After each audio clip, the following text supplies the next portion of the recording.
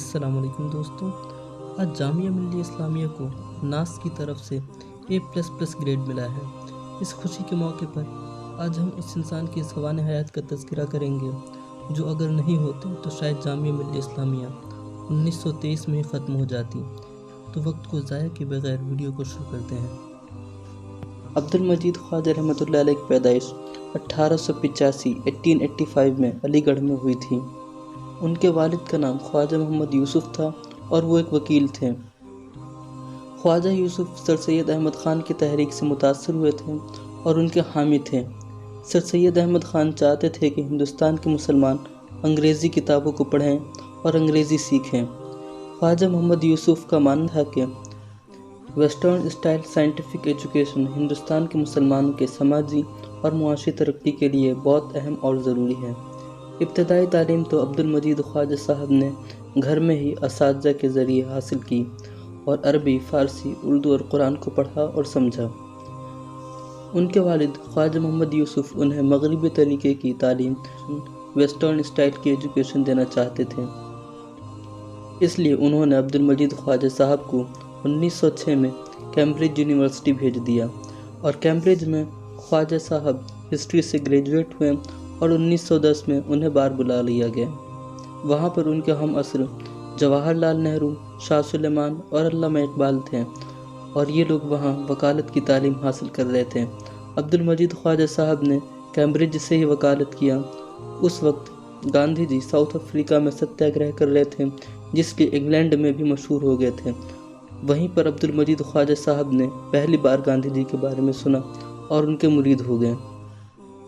1910 में अब्दुल मजीद ख्वाजा साहब इंग्लैंड से हिंदुस्तान वापस आ जाते हैं और पहले अलीगढ़ डिस्ट्रिक्ट कोर्ट और उसके बाद पटना डिस्ट्रिक्ट कोर्ट में वकालत करते हैं। ख्वाजा साहब को गांधी जी से काफ़ी लगाव था, इसलिए 1919 में जब गांधी जी ने उन्हें याद किया तो सब कुछ छोड़कर खिलाफत मूवमेंट और नॉन कोऑपरेशन मूवमेंट में शामिल हो गए। अब्दुल मजीद ख्वाजा साहब की बीवी का नाम खुर्शीद ख्वाजा था और वो एक नवाब की बेटी थी, जिसकी वजह से वो बहुत अमीर घराने से ताल्लुक़ रखती थी। जब खिलाफत तहरीक और अदम ताउन तहरीक, खिलाफत मूवमेंट और नॉन कोऑपरेशन शुरू हुए तो उनके पास जितने भी बेशकीमती अंग्रेज़ी कपड़े थे सबको आग लगा दिया और खादी के कपड़े पहनने शुरू कर दिए। 29 नवंबर 1920 में जामिया की तख्लीक की गई और मौलाना मोहम्मद अली जौहर, डॉक्टर ज़ाकिर हुसैन, हकीम अजमल ख़ान और मुख्तार अहमद अंसारी के साथ वो भी शरीक हुए और जामिया के फाउंडिंग मेंबर बने। अब्दुल मजीद ख्वाजा इस यूनिवर्सिटी के अहम कारकुन थे। अपनी सियासी सरगर्मियों की वजह से 3 दिसंबर 1921 को उन्हें जेल जाना पड़ा, जिसकी इत्तला उनकी अहलिया खुर्शीद बेगम ने गांधी जी को बज़रिए तार इन अल्फाज में दी। Glad to inform husband arrested this morning. He asked me to wire you that he went filled with joy. Hope I shall continue his work to my utmost capacity. Aligarh is peaceful yet fully energetic. Khurshid Khwaja. जब जामिया मिल्लिया इस्लामिया की तख्लीक हुई तो उसका नाम national मुस्लिम university था और मौलाना मोहम्मद अली जौहर जामिया के पहले प्रिंसिपल और पहले शेखुल जामिया यानी वाइस चांसलर मुकर्रर हुए। 29 अक्टूबर 1920 से लेकर 1923 तक मौलाना मोहम्मद अली जौहर जामिया मिल्लिया इस्लामिया के शेखुल जामिया रहे और प्रिंसिपल रहे। 1923 में जब मौलाना मोहम्मद अली जौहर के लिए अपनी सियासी मशगूलियत की वजह से अलीगढ़ में दायमी क़याम मुश्किल हो गया तो उन्होंने नेशनल मुस्लिम यूनिवर्सिटी यानी जामिया मिल्लिया इस्लामिया की इंतज़ामिया का भार ख्वाजा साहब के कंधों पर डाला और उनके सुबकदोश होने पर ख्वाजा साहब इस यूनिवर्सिटी के वाइस चांसलर के ओहदे पर फाइज हुए। ये वो ज़माना था जब अंग्रेज़ी हुकूमत इस यूनिवर्सिटी का ताउन करने के बजाय इसकी तरक्की की राहों में मुश्किलात पैदा कर रही थी और डॉक्टर ज़ाकिर हुसैन उस वक्त PhD करने के लिए जर्मनी गए हुए थे। उस ज़माने में यूनिवर्सिटी को ज़िंदा रखने और तरक्की की तरफ गामज़न करने के लिए ख्वाजा साहब ने अपना सारा निजी असासा लगा दिया, जो भी उनके पास था सब कुछ जामिया को बाकी रखने के लिए लगा दिया। 1925 में गांधी जी, हकीम अजमल ख़ान और डॉक्टर मुख्तार अहमद अंसारी वगैरह की राय से यूनिवर्सिटी को दिल्ली के करोल बाग में मुंतकिल किया गया, जब तक डॉक्टर ज़ाकिर हुसैन रहमतुल्लाह अलैह जर्मनी से आ चुके थे। इतनी बड़ी रकम खर्च कर देने के बाद ख्वाजा साहब के सामने अपने बच्चों की तालीम व तरबियत का मसला दरपेश आया। उन्होंने फिर से वकालत को शुरू करने का फ़ैसला किया और यूनिवर्सिटी की बागडोर ڈاکٹر ذاکر حسین صاحب کو تھما کر خود الہ آباد منتقل ہو گئے اور الہ آباد ہائی کورٹ میں پریکٹس شروع کی۔ خواجہ صاحب آزادی کی لڑائی کے سپاہی تھے اور گاندھی جی کے بہت قریب تھے۔ ان کے بارے میں گاندھی جی عرض کرتے ہیں کہ خواجہ صاحب ایک بیرسٹر ہیں جو آرام و آسائش کی گود میں پلے ہیں۔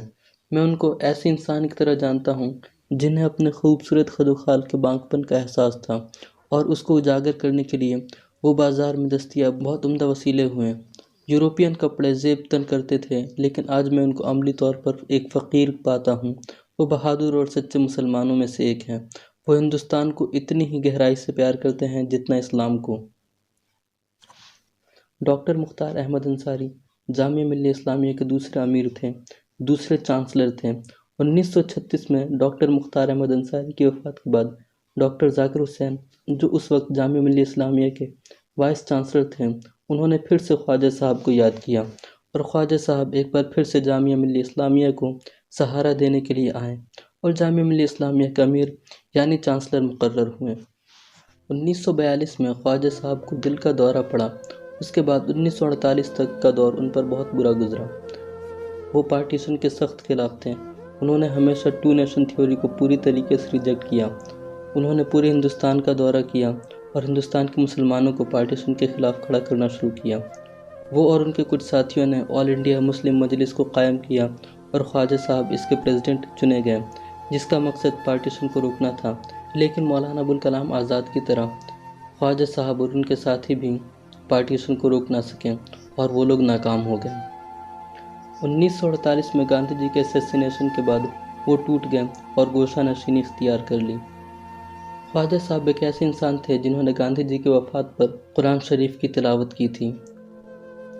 خواجہ صاحب دل کے مریض ہو چکے تھے۔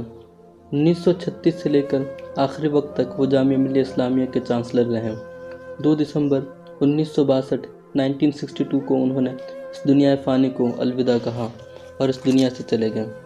عزیز دوستو، آپ کو یہ ویڈیو کیسی لگی آپ کمنٹ باکس میں کمنٹ کر کے بتائیے، اور اگر آپ نے ابھی تک اس چینل کو سبسکرائب نہیں کیا تو پلیز سبسکرائب کر لیجئے۔ جزاک اللہ خیرہ۔ السلام علیکم۔